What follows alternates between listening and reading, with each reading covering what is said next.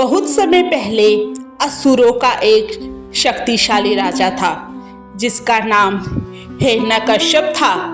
वह प्रहलाद का पिता था और अपने बल, पराक्रम तथा तपस्या के कारण देवताओं के लिए भी एक बड़ा संकट बन चुका था।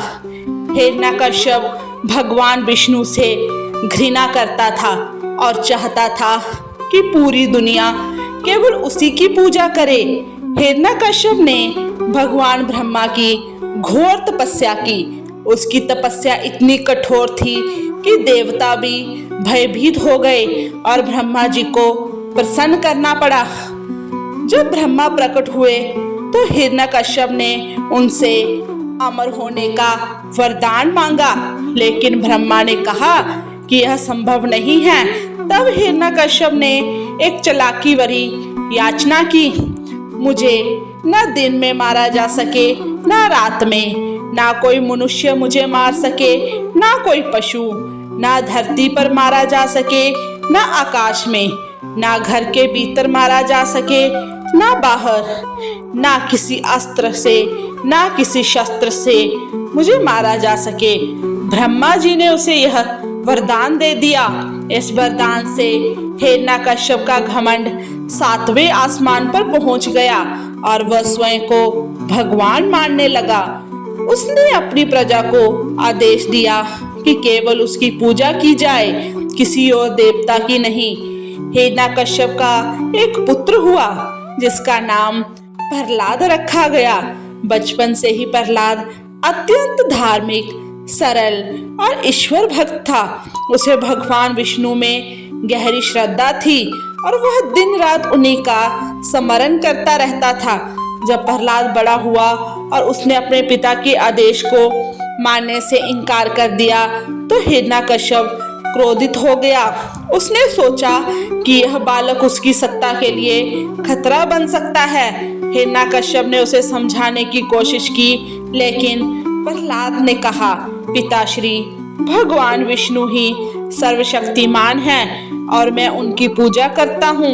आपके आदेश के विरुद्ध जाना अधर्म नहीं है, क्योंकि धर्म से बढ़कर कोई सत्ता नहीं होती। हिरण्यकश्यप को यह बात बिल्कुल पसंद नहीं आई और उसने प्रहलाद को मारने की योजना बनाई। हिरण्यकश्यप ने सबसे पहले प्रहलाद को विषैले नागों से डसवाने की कोशिश की, लेकिन नागों के विष का कोई असर नहीं हुआ। भगवान विष्णु ने उसे अपनी कृपा से बचा लिया। इसके बाद हिरण्यकश्यप ने सैनिकों को आदेश दिया कि वे प्रहलाद को एक ऊंचे पर्वत से नीचे फेंक दें, लेकिन जैसे ही प्रहलाद नीचे गिरा, भगवान विष्णु ने अपनी शक्ति से उसे हवा में ही थाम लिया और वह सुरक्षित भूमि पर आ गया।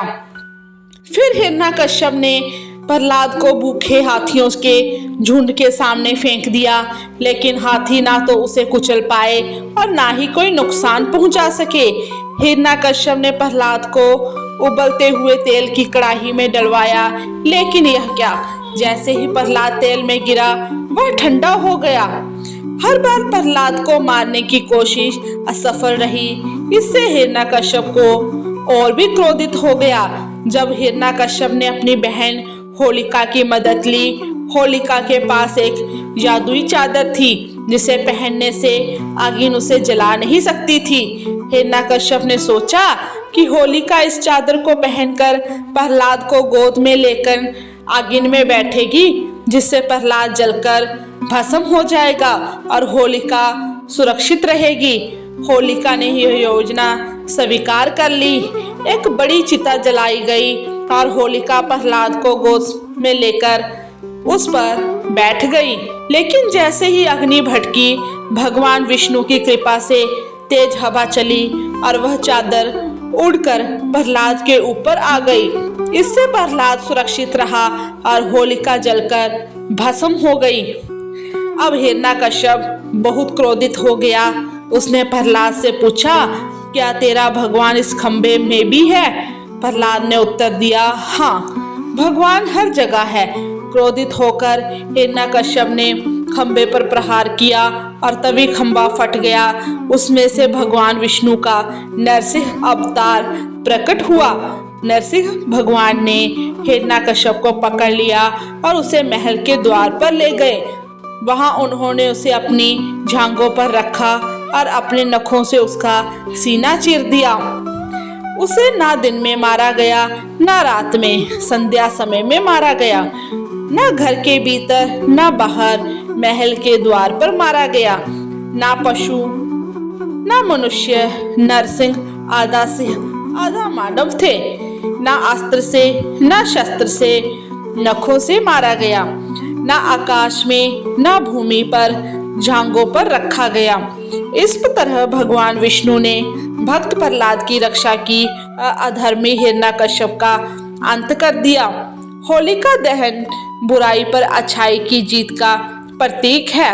इस दिन बुरे विचारों, अहंकार और अधर्म को त्यागने का संदेश मिलता है। इसलिए आज भी होलिका दहन के दिन लकड़ियां जलाकर होलिका बनाई जाती है, जिसमें बुराई का अंत और अच्छाई की विजय का संदेश फैलता है।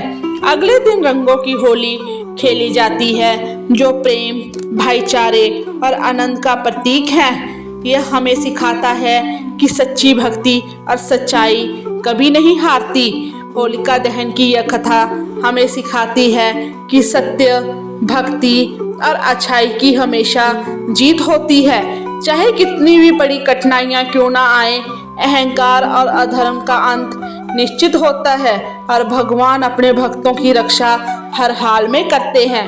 होली भारत का एक प्रमुख त्योहार है, जो न केवल रंगों और खुशियों का प्रतीक है, बल्कि इसके पीछे एक गहरी पुरानी कथा भी छिपी हुई है, जो हमने इस वीडियो में आज कथा सुनी।